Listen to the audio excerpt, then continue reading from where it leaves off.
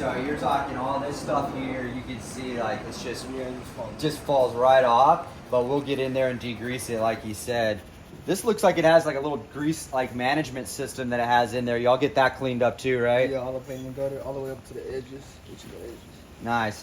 So one thing I want to stress too, man, while he's here is we do our very best to get this thing back to its stainless color. But the truth is that we really want to work on the main components, the heart of the grill. Joe, heart of the grill is what? What do we know that the heart of the grill is when we talk about a grill? The burners, right?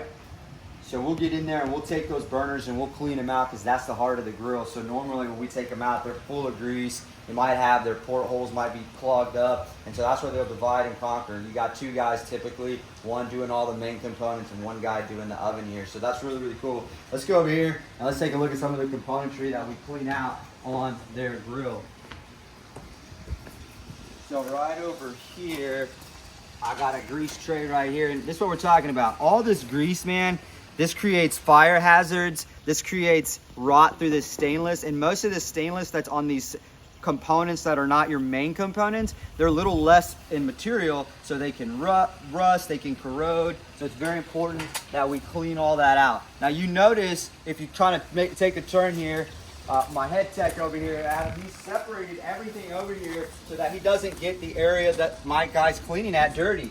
We take a lot of pride in making sure that we don't dirty up their area of the home. We want to make sure we're protecting their investments, and so we take it off to where we can wash it off, we can drain it somehow, and make sure that it's not getting on any kind of material at the house. You know, we throw down our drop cloths, things like that if we need to. So what he's doing over here, and he's doing is he's soaking these things up. You can see he sprayed them down, and he's getting them degreased while he begins to clean all these components inside of his water bucket, man. You can see here he's letting these grates soak right now.